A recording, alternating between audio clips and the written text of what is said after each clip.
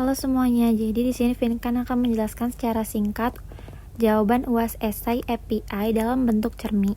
Yang pertama, ada pertanyaan, kemudian ada soal 1, soal 2, soal 3, ada status 100% tercapai, keterangan, dan juga bukti. Soal nomor 1, jelaskan dengan bahasa sendiri apa yang dimaksud dengan API. Jadi, API itu adalah jembatan penghubung yang memungkinkan satu aplikasi berkomunikasi dengan aplikasi lain. Dengan API, pengembang bisa mengambil data atau menggunakan layanan dari sistem lain tanpa harus tahu bagaimana sistem tersebut dibuat di dalamnya. Jadi bisa diibaratkan seperti pelayan di restoran, kita cukup pesan makanan dan pelayan API akan menyampaikannya ke dapur dan kembali membawa hasil ke kita. Yang kedua, berikan 2 contoh API yang sering digunakan dalam aplikasi sehari-hari. Jadi yang sering digunakan itu yang pertama ada Google Maps API berfungsi untuk menyediakan peta, lokasi, dan petunjuk arah di dalam aplikasi.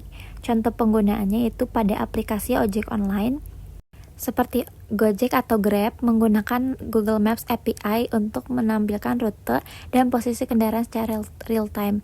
Yang kedua ada Open Weather API berfungsi menyediakan informasi cuaca terkini dari berbagai lokasi.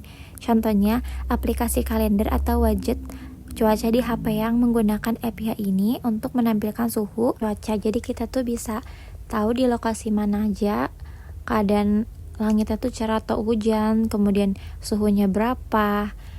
Selanjutnya, soal nomor 2, API dapat bersifat stateless atau stateful.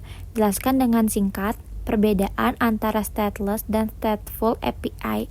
Jadi, perbedaan stateless dan stateful API itu, kalau stateless API tidak menyimpan informasi atau status sesi pengguna atau satu permintaan dan permintaan berikutnya. Jadi setiap permintaan dianggap mandiri dan independen. Contohnya REST API. Kalau stateful API itu menyimpan informasi tentang status sesi pengguna. Server mengingat interaksi sebelumnya sehingga data dari permintaan sebelumnya bisa digunakan pada permintaan berikutnya. Contohnya beberapa implementasi SOAP API. Selanjutnya, menurut kamu manakah yang lebih cocok digunakan untuk aplikasi seperti pemesanan tiket online? Jelaskan alasannya. Jadi, stateless API itu cocok untuk digunakan dalam pemesanan tiket online. Alasannya, skalabilitas lebih baik karena tidak menyimpan status. Server bisa menangani lebih banyak permintaan dari berbagai pengguna secara efisien, kemudian fleksibel dan juga cepat. Cocok dalam sistem modern seperti microservice yang membutuhkan performa tinggi.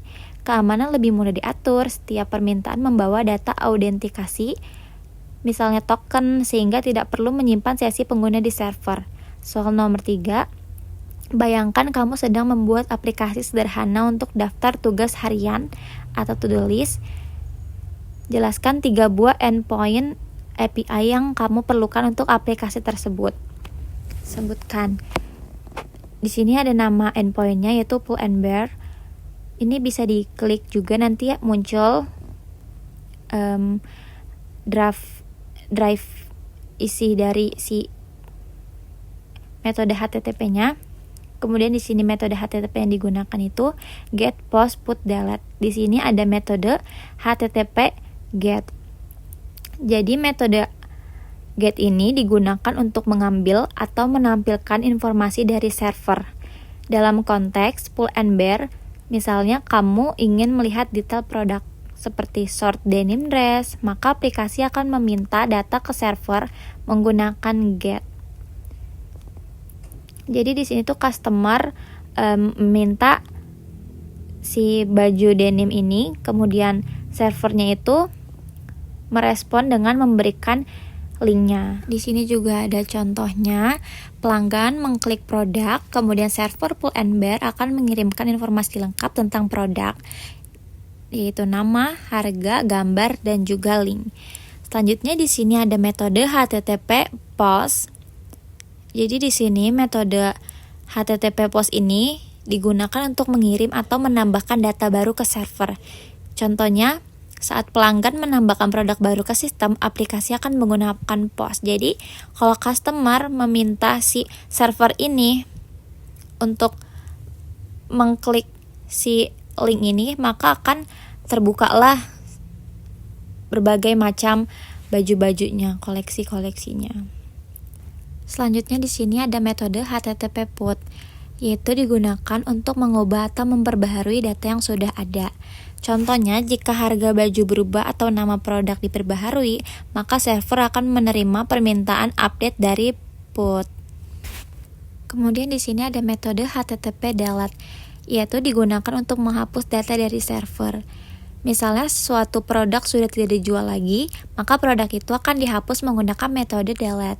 Kemudian di sini ada fungsinya. Yang pertama ada fungsi get endpoint, itu berfungsi untuk mengambil data atau menampilkan data produk tertentu dari sistem pull and bear berdasarkan ID-nya. Kemudian ada contohnya.